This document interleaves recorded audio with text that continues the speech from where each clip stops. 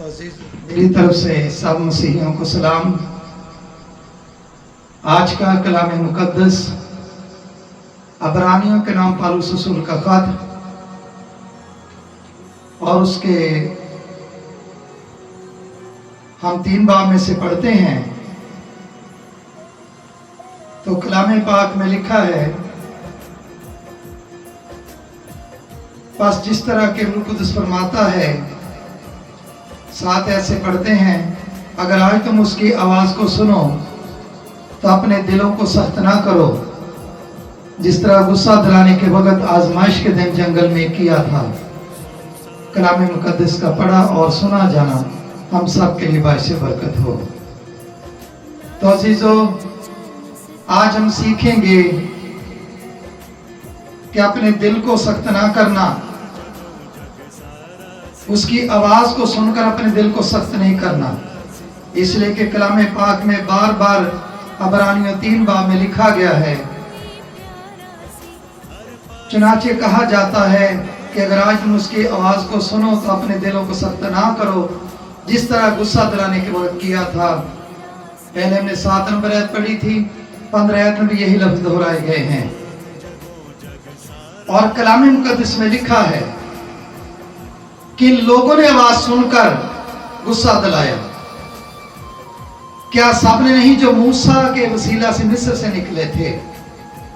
اور وہ کن لوگوں سے 40 برس تک ناراض رہا؟ کیا ان سے نہیں جنہوں نے گناہ کیا اور ان کی لاشیں بیابان میں پڑی رہیں؟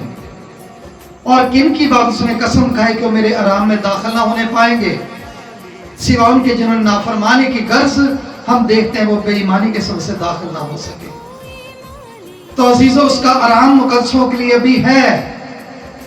بائبل مقدس میں لکھا ہے مقدسوں کے لیے سبت کا آرام باقی ہے۔ جن کے دل سخت ہوتے ہیں سزا پاتے ہیں۔ پاک کلام میں لکھا ہے کہ وہ میرے آرام میں داخل ہونے پہ کون لوگ؟ جن سے خدا ناراض ہو گیا تھا، اور بڑے بڑے بادشاہوں سے خدا ناراض ہو چکا تھا۔ سول بادشاہ سے خدا ناراض ہوا تھا، خدا نے چھوڑ دیا اس کو، آ کر ابلیس نے پکڑ لیا۔ خدا سلیمان سے ناراض ہو گیا، خدا نے چھوڑ دیا۔ خدا داؤد سے بھی ناراض ہوا تھا۔ جب داؤد کے لوگ مرنا شروع ہو گئے، داؤد چلا اٹھا اور کہنے لگا کہ اے خدا، گناہ میرا ہے، ان بھیڑوں کا کیا قصور ہے؟ تو عزیزو، پاک کلام میں لکھا ہے جنہوں نے خدا کو ناراض کیا ان کو کسی نے دفن نہیں کیا، بلکہ بیابان کی لاشیں پڑی رہیں، ہوائی پرندوں کا گوشت بن گئی۔ اور کن لوگوں کے بارے میں قسم کھائی تھی میرے راہ میں داخلہ ہونے پائیں گے؟ جنہوں نے نافرمانی کی۔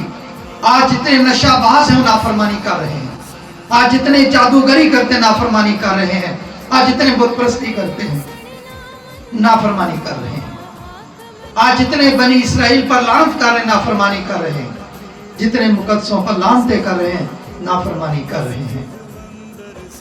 تو ہمیں چاہیے کسی انسان کے خلاف، کسی مذہب کے خلاف اپنی زبان نہ کھولیں، مجرم ٹھہریں گے۔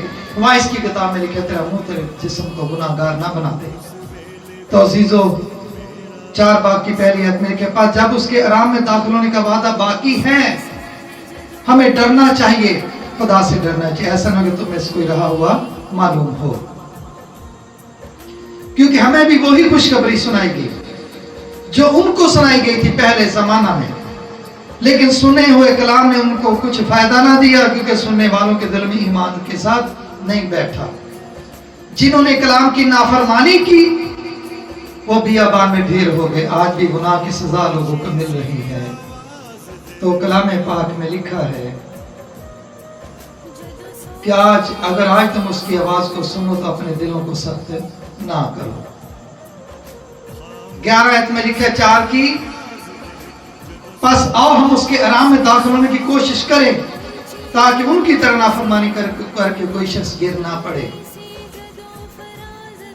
کیونکہ خدا کا کلام زندہ، مؤثر، ہر ایک 2 دھاری تلوار سے تیز، جو جان اور روح اور باندھ میں سے گزر جاتا ہے اور دل کے خیالوں اور ارادوں کو جانتا ہے۔ خدا ہمارے ارادوں کو جانتا ہے۔ مقدسوں کے لیے آسمان کا آرام باقی ہے، جسے ہمیشہ زندگی کہتے ہیں، या फिरदौस जन्नत कहते आज का इंसान।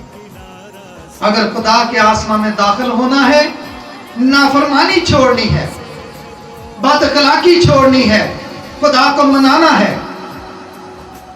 मैं पास्टर जब्बार तमाम सूबों के मसीहियों से अपील करना चाहता हूं, हमारा मुल्क बड़े क्राइसिस में से गुजर रहा है, सैलाब की ज़द में है।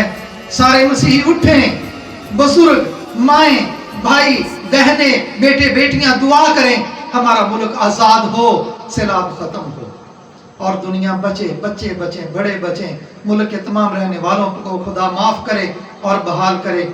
हम सब मसीहों का फ़र्ज़ है हम मिलकर दुआ मांगे, हमारा वतन बहाल हो, हमारे मुल्क से आफत दूर हो और खुदा सबको मुआफ़ करे। खुदा अपने कलाम के वसीला से बरकत दे, आमीन।